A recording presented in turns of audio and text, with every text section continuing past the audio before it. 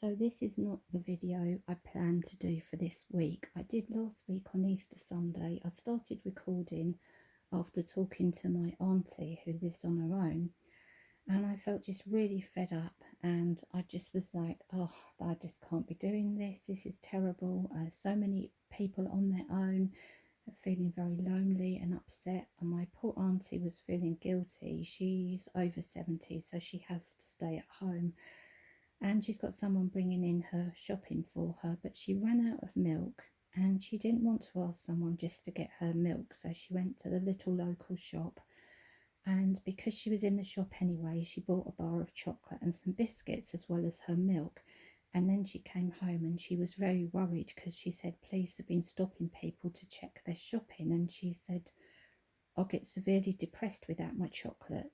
And I said to her, you shouldn't have to feel guilty about having a little treat, especially at Easter. And I just felt really fed up and very sorry for everyone who lives on their own. And anyway, I was rambling a bit, and I just felt like I'm very angry about the way that things have been handled in this country, and how everyone knew that this was coming, coronavirus was coming, and the preparations weren't made by the people in charge. And then all of our poor NHS workers are suffering daily with this fear and this anxiety and getting sick, and some of them are dying. And I just felt this was just a horrible situation. And anyway, I decided what I was saying was just making me feel worse, so obviously make everyone else feel worse. So I went away and I put that video to one side, and I thought I would have a little think about this week is loneliness. Now, loneliness affects everybody who lives on their own, can be very lonely, especially if they're used to being going out, and it is a really difficult situation. If you've got rats or other animals, they're great company, but sometimes people are unable to look after animals, so they are totally on their own, or maybe relying on carers just to pop in for a few minutes every day.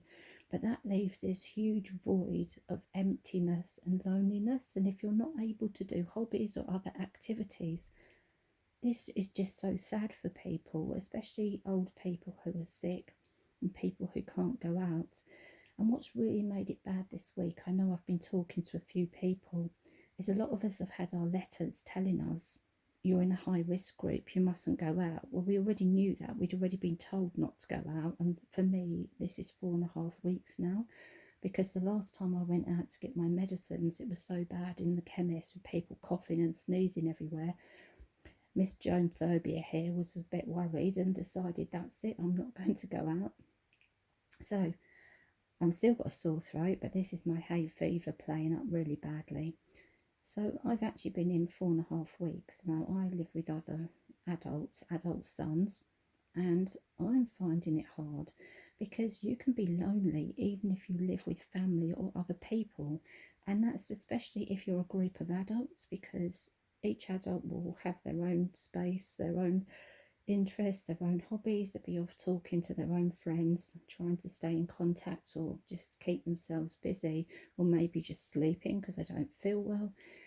And I've found I've spent a huge amount of time on my own, and this time of year I'd be expecting to have visitors, family visiting, maybe friends coming to visit for, staying for a few days. And so, of course, that's not happening. And the thing that is getting people is we don't know how long we're going to be in this situation. So, what do you do if you live in a situation where you feel lonely, even though you've got people around you? I think this loneliness, it's in your head a lot.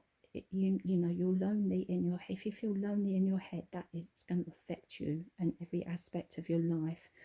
And when we have great stress, we can feel even more isolated. We feel people around us don't understand us.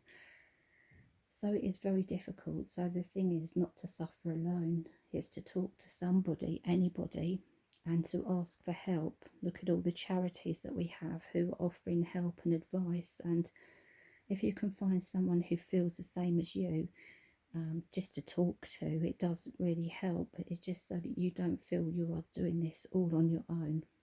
And I know sometimes people can be very negative and very draining, And so it's best not to be constantly having conversations with people who pull you down all the time and make you feel worse about yourself.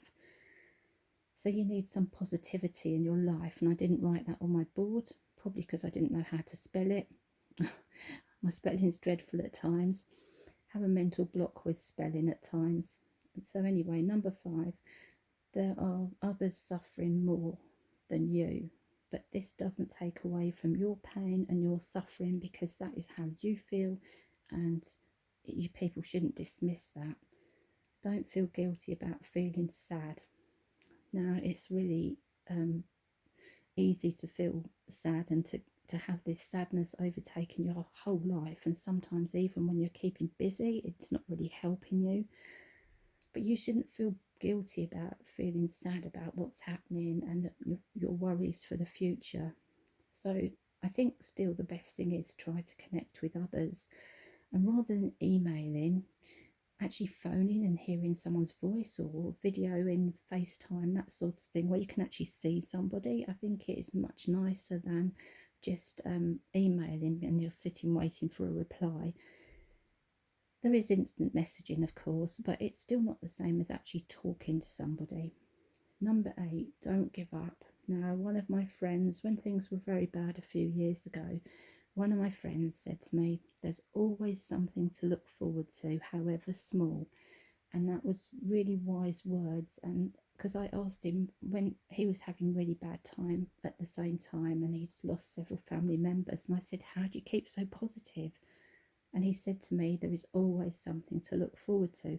Now, sometimes we have to make that thing ourselves. It's not just going to appear out of anything. Sometimes it is the daffodils have come out, or your favourite flower is in bloom. You're going to get a phone call from someone. There's hope that this will end soon. Sometimes you have to find that thing to look forward to set yourself little targets or things to do. Set yourself a time of the day where you're going to sit down, have a cup of coffee and a biscuit, and maybe watch your favourite programme on television, whatever that is. Find your own little thing to look forward to, and remember, when things are really bad, as I've said before, you don't try and do a whole week or a whole day. You can do an hour at a time.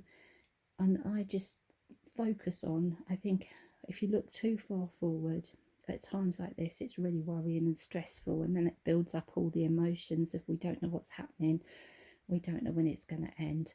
So if we can go small little steps and just think as far ahead as we have to, then it is just so much easier to cope with the uncertainty, and just to remember that bad times do pass, things may change, but life continues.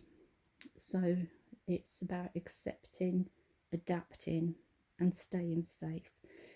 And this is what I've been reminding myself of this week. And say I have had a really bad week, and I know some of my friends have, and some of the people I talk to on my channel, they have been having a very bad week and really, really struggling. And I do the best I can to answer everybody's messages as quickly as I can. Sometimes there's things going on in my life that I can't just get there instantly, but just find somebody to talk to and just do what you can to keep yourself safe and happy. And have a look on my rat page on Facebook. I've put up a little thing of Colin the rat, which makes a lot of people smile.